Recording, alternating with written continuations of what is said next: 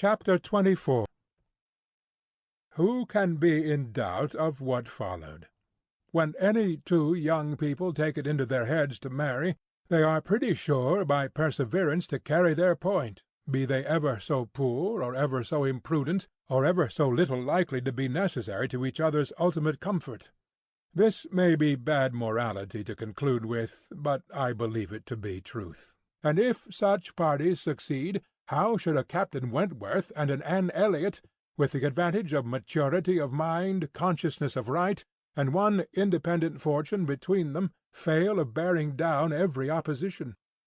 They might, in fact, have borne down a great deal more than they met with, for there was little to distress them beyond the want of graciousness and warmth. Sir Walter made no objection, and Elizabeth did nothing worse than look cold and unconcerned. Captain Wentworth, with £25,000, and as high in his profession as merit and activity could place him, was no longer nobody. He was now esteemed quite worthy to address the daughter of a foolish spendthrift baronet, who had not had principle or sense enough to maintain himself in the situation in which Providence had placed him, and who could give his daughter at present but a small part of the share of £10,000 which must be hers hereafter. Sir Walter, indeed, though he had no affection for Anne, and no vanity flattered to make him really happy on the occasion, was very far from thinking it a bad match for her. On the contrary, when he saw more of Captain Wentworth, saw him repeatedly by daylight, and eyed him well, he was very much struck by his personal claims, and felt that his superiority of appearance might be not unfairly balanced against her superiority of rank; and all this, assisted by his well-sounding name, enabled Sir Walter at last to prepare his pen, with a very good grace, for the insertion of the marriage in the volume of honour. The only one among them whose opposition of feeling could excite any serious anxiety was Lady Russell. Anne knew that Lady Russell must be suffering some pain in understanding and relinquishing Mr. Elliot, and be making some struggles to become truly acquainted with and do justice to Captain Wentworth. This, however, was what Lady Russell had now to do. She must learn to feel that she had been mistaken with regard to both, that she had been unfairly influenced by appearances in each, that because Captain Wentworth's manners had not suited her own ideas, she had been too quick in suspecting them to indicate a character of dangerous impetuosity, and that because Mr. Elliot's manners had precisely pleased her in their propriety and correctness, their general politeness and suavity, she had been too quick in receiving them as the certain result of the most correct opinions and well-regulated mind. There was nothing less for Lady Russell to do than to admit that she had been pretty completely wrong, and to take up a new set of opinions and of hopes. There is a quickness of perception in some, a nicety in the discernment of character, a natural penetration, in short, which no experience in others can equal, and Lady Russell had been less gifted in this part of understanding than her young friend. But she was a very good woman, and if her second object was to be sensible and well-judging, her first was to see Anne happy. She loved Anne better than she loved her own abilities, and when the awkwardness of the beginning was over, found little hardship in attaching herself as a mother to the man who was securing the happiness of her other child. Of all the family, Mary was probably the one most immediately gratified by the circumstance.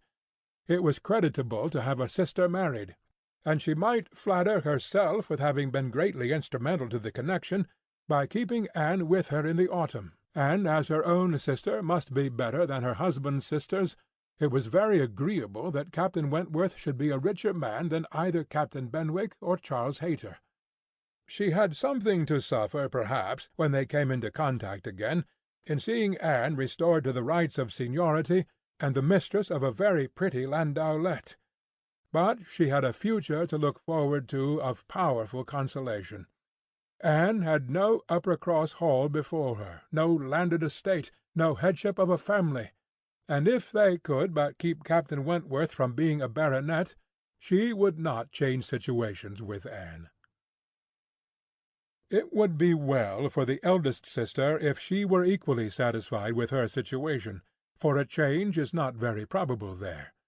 She had soon the mortification of seeing Mr. Elliot withdraw, and no one of proper condition has since presented himself to raise even the unfounded hopes which sunk with him.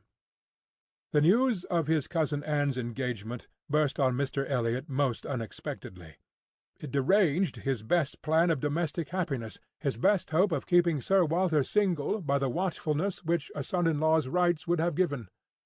But though discomfited and disappointed, he could still do something for his own interest and his own enjoyment. He soon quitted Bath, and on Mrs. Clay's quitting it soon afterwards, and being next heard of as established under his protection in London, it was evident how double a game he had been playing, and how determined he was to save himself from being cut out by one artful woman at least. Mrs. Clay's affections had overpowered her interest, and she had sacrificed, for the young man's sake, the possibility of scheming longer for Sir Walter.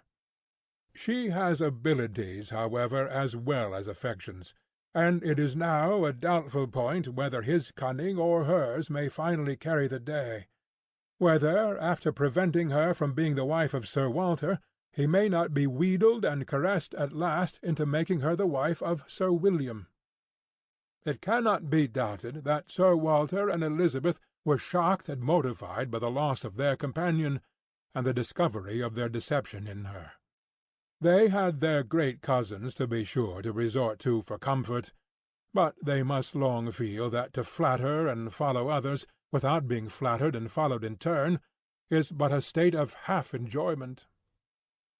Anne, satisfied at a very early period of Lady Russell's meaning to love Captain Wentworth as she ought, had no other alloy to the happiness of her prospects than what arose from the consciousness of having no relations to bestow on him which a man of sense could value. There she felt her own inferiority very keenly. The disproportion in their fortune was nothing; it did not give her a moment's regret. But to have no family to receive and estimate him properly, nothing of the respectability, of harmony, of good-will to offer in return for all the worth and all the prompt welcome which met her in his brothers and sisters, was a source of as lively pain as her mind could well be sensible of under circumstances of otherwise strong felicity. She had but two friends in the world to add to his list, Lady Russell and Mrs. Smith. To those, however, he was very well disposed to attach himself. Lady Russell, in spite of all her former transgressions, he could now value from his heart. While he was not obliged to say that he believed her to have been right in originally dividing them, he was ready to say almost everything else in her favour; and as for Mrs. Smith, she had claims of various kinds to recommend her quickly and permanently. Her recent good offices by Anne had been enough in themselves, and their marriage, instead of depriving her of one friend, secured her two. She was their earliest visitor in their settled life, and Captain Wentworth, by putting her in the way of recovering her husband's property in the West Indies, by writing for her, acting for her, and seeing her through all the petty difficulties of the case with the activity and exertion of a fearless man and a determined friend, fully requited the services which she had rendered, or ever meant to render, to his wife. Mrs. Smith's enjoyments were not spoiled by this improvement of income, with some improvement of health, and the acquisition of such friends to be often with, for her cheerfulness and mental alacrity did not fail her, and while these prime supplies of good remained, she might have bid defiance even to greater accessions of worldly prosperity. She might have been absolutely rich and perfectly healthy, and yet be happy. Her spring of felicity was in the glow of her spirits, as her friend Anne's was in the warmth of her heart. Anne was tenderness itself, and she had the full worth of it in Captain Wentworth's affection. His profession was all that could ever make her friends wish that tenderness less, the dread of a future war all that could dim her sunshine. She gloried in being a sailor's wife, but she must pay the tax of quick alarm for belonging to that profession which is, if possible, more distinguished in its domestic virtues than in its national importance.